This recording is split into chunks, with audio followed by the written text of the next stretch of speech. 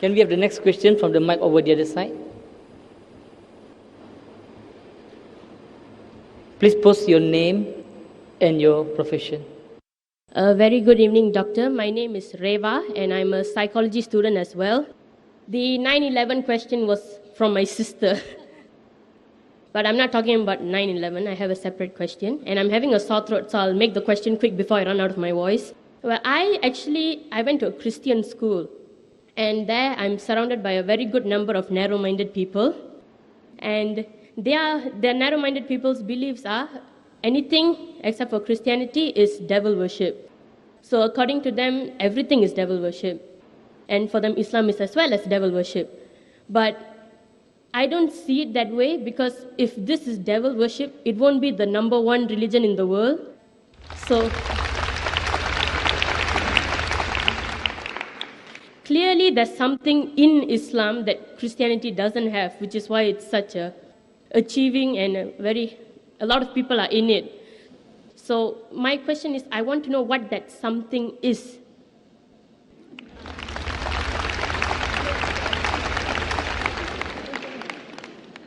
Sister asked the question that she went to a Christian school, she was surrounded by Christians who she calls narrow-minded. Here you're surrounded with broad-minded people, mashallah.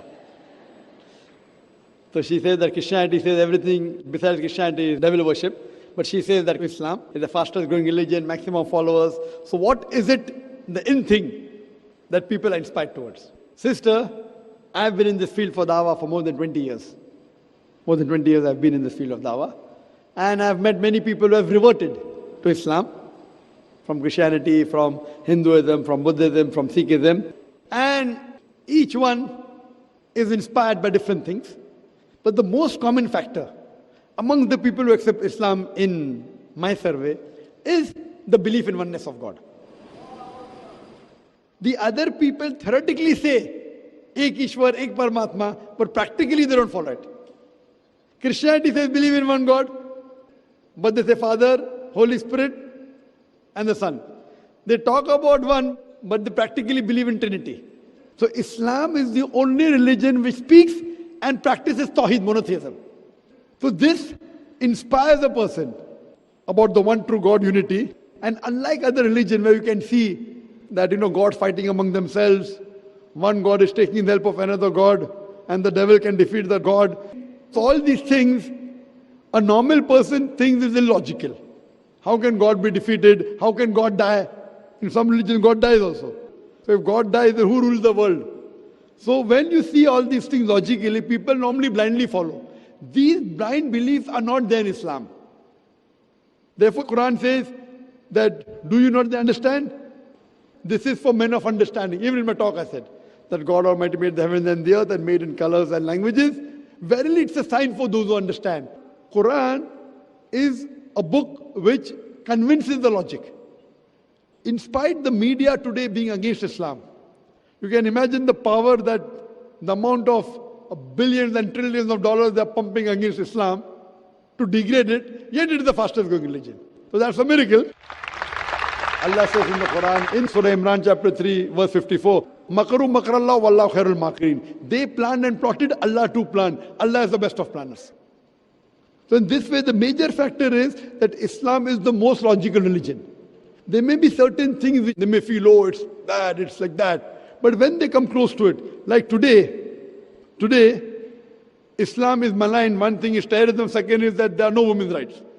If there are no women's rights in Islam today, out of the Americans accepting Islam, 2/3 are women.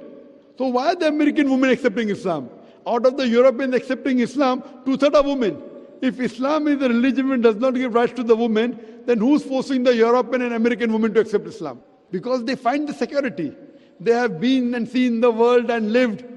Talking about liberalization and modernization, they realize the real spirit is then the religion of Islam. So when they really practice, some people may really get inspired, okay, because there's hijab, I want to accept Islam. Some people only hear the azan and they accept Islam. So people have different things, but the main thing, the core factor is the Tawheed. So whatever they're inspired by, once they come to Tawheed, the oneness of God, He is our creator, He is our sustainer, He is our cherisher, which was the core factor of my talk today. Then And these people who accept Islam, they become more practicing than those people who are born in a Muslim family. Sister, do you believe there's one God? Yeah, I do believe there's one Do you God. believe and- idol worship is wrong? Excuse me? Do you believe idol worship is wrong? Yes, Do you believe Prophet Muhammad is the messenger of God? I want to. So why don't you? Because I'm not inspired yet. I want to be inspired. It's nothing like inspiration. If you say you want to, if somebody is stopping you from, Myself, I want to be inspired. I want to know that that is the truth and that's the only right. So truth. maybe you coming to the lecture is not enough inspiration. You coming to the microphone to ask this question is enough inspiration for you, since you believe there's one God, since you believe idol worship is wrong, and if you believe in Quran. Have you read the Quran? No. I would request you to read the Quran, and if you read the Quran, you'll understand more about Islam. And I had given a talk yesterday, Muhammad Sallallahu Alaihi Wasallam, in the various world religious scriptures. And I gave quotations of Prophet Muhammad mentioned in the Hindu scriptures, in the Christian scriptures, in the Jewish scriptures, in the Buddhist scriptures. Only if you read, since your background is Hinduism, I believe, Christianity. If your background is Christianity, have you read the Bible? Yes, it was a subject in my school. Fine, I'll just give you the references. Prophet Muhammad, peace be upon him, has been prophesied in the Old Testament and the New Testament. In the Old Testament, he's been prophesied in the book of Deuteronomy, chapter number 18, verse number 18. In the book of Deuteronomy, chapter number 18, verse number 19. In the book of Isaiah, chapter number 29, verse number 12. In the Song of Solomon, chapter number 5, verse number 16. For details, you can refer to my video cassette. He's also prophesied in the New Testament. In the Gospel of John, chapter number 14, verse number 16. In the Gospel of John, chapter number 15, verse number 26. In the Gospel of John, chapter 16, verse number 7. As well as Gospel of John, chapter number 16, verse number 12 to 14. I'll just give you one prophecy to make it short. Jesus Christ, peace be upon him, said in the Gospel of John, chapter number 16, verse number 12 to 14, he said, I have many things to say unto you, but ye cannot bear them now. For he, when the Spirit of truth shall come, he shall guide you unto all truth. He shall not speak of himself. All that he hears shall he speak. He shall glorify me. So this prophecy of Jesus Christ, peace be upon him, I have many things to say unto you, but ye cannot bear them now. For he, when the Spirit of truth shall come, he shall guide you unto all truth. He shall not speak of himself. All that he hears shall he speak. He shall glorify me. This refers to no one but Prophet Muhammad, peace be upon him. Because it says, he shall not speak of himself. All that he hears shall he speak. And you know the history of Prophet Muhammad, peace be upon him, that Almighty God gave the revelation to Prophet Muhammad, most of it through Archangel Gabriel. Whatever he got, he repeated verbatim. And he shall glorify me. If you see, there is no messenger of God, no person who claimed to be a messenger has ever glorified Prophet Jesus except Prophet Muhammad, peace be upon him. So it's mentioned in the Bible that this man to come, he will glorify me. And all the other references I gave you, it is pointing out to the coming of the last and final messenger, Prophet Muhammad, peace be upon him. And even the Quran says, it's mentioned in the Quran in Surah Saf, chapter number 61, verse number 6, that Jesus Christ, peace be upon him, was sent as a messenger to the Bani Israel, to children of Israel, to the Jews.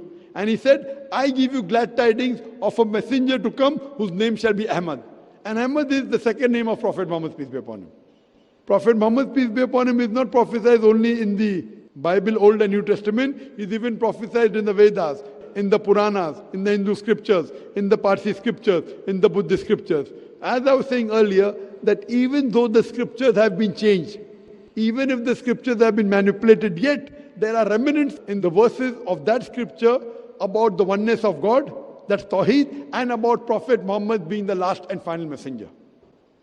Now, Doctor, since that I've never actually read the Quran, may I humbly request that can I have a translated version of the Holy Quran? Sure, inshallah, I'd request my wife to hand over a translation of the Quran.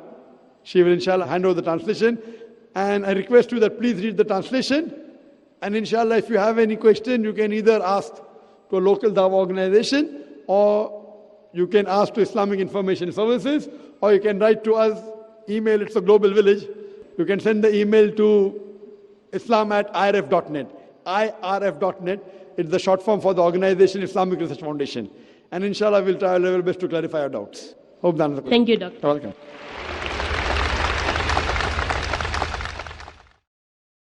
What used to happen before the coming of the Prophet ﷺ, the jinn, they used to hear the news from the angels.